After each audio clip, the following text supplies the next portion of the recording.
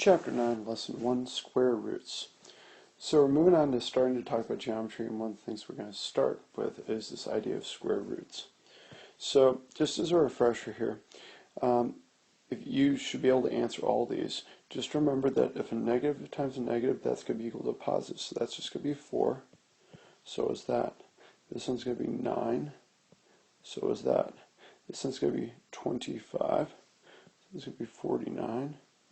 This could be 81, and this could be 144. The reason why I bring this up is it's really important to realize that a negative times a negative, in this case, is going to equal a positive value, because when we take square roots, a lot of times there's two values, one that is negative and one that's positive. So let's get into square roots and start talking about that. Okay, for two numbers, x and y, if x squared equals y, then x is the square root of y. You know, that's a fancy way of saying that, and we'll get to what it actually means in a second here. Every positive number has two square roots, one positive and one negative. Positive square root of y is indicated by that symbol there. This is called radical. That's what its name is, radical y. The negative square root of y is indicated by negative y, or a negative radical. So here's the first thing here. So if we find square roots, we're looking for the number times itself that's going to equal 25 in this case. One number times itself equals 25. That's going to be 5. But don't forget, it's not only 5, but it's also negative 5. So those are the square roots. For this one here, it's got to be 3. And don't forget negative 3.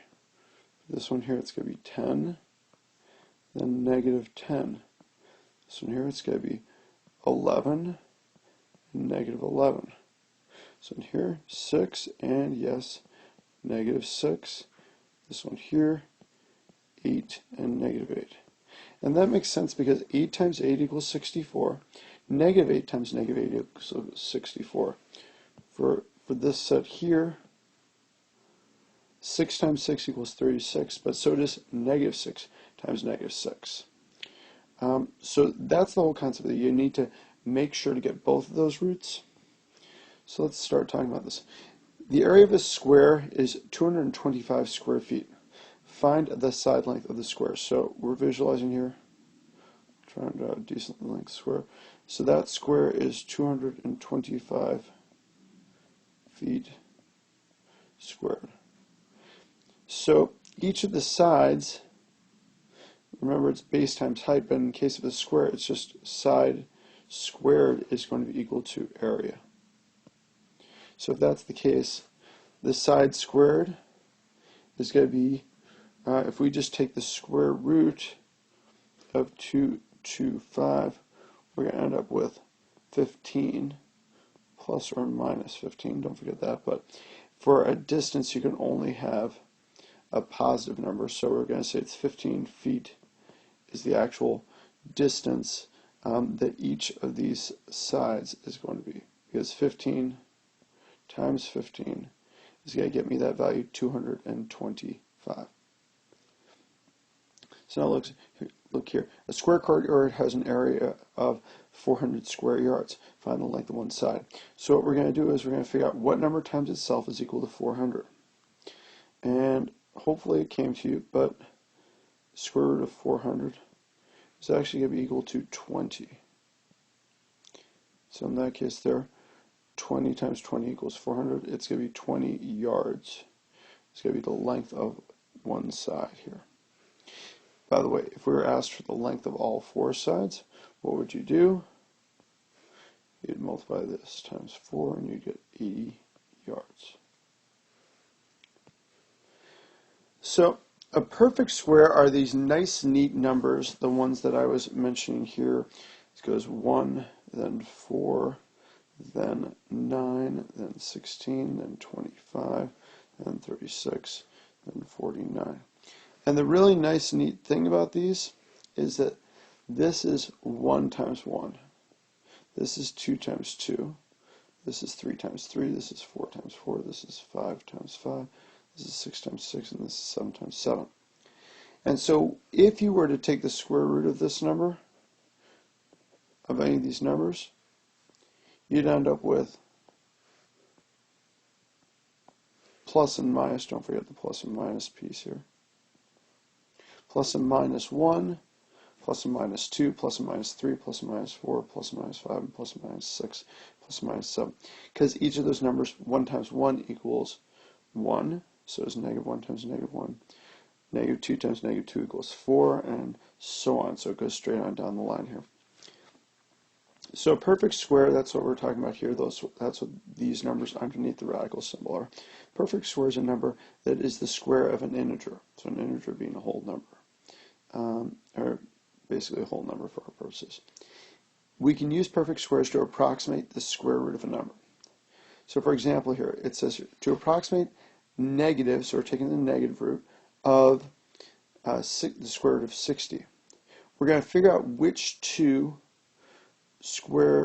perfect squares are closest to 60. And the answer is it's 49 and then 64. It's going to be one above and one below. So that's what we're going to do. It's 49 and 64, the two there. Then we take the square roots of both of them. We're going to use the negative square root. So it's between, in this case here, it's going to be between negative 7 and negative 8, because this one here we changed to negative 7, this one here we changed to negative 8. So because 60 is between those two, actually here if we do this, because if the negative square root of 60 is between those two, then it has to be between negative 7 and negative 8. So let's look at this a little bit more. And by the way, it would be closer, since it's closer to 60, it would be closer to negative 8, because that's 64, then it would be closer to 49, which is just a little ways further away. So for this one here, approximate the square root to the nearest integer. Where are the two numbers that are between there? They're perfect squares. It's going to be 9 and 16. So we know that 14 is between 9 and 16. So if we take the square root of 9, that's 3. And the square root of, and remember this is just the positive square root because it doesn't have a negative in front of it. So it's between 3 and 4, because if we take the square root of this, then that's going to be the square root of 3 and the square root of 4. And this actually would be closer to 4 because it's closer to 16 than it is to 4, than it is to 9.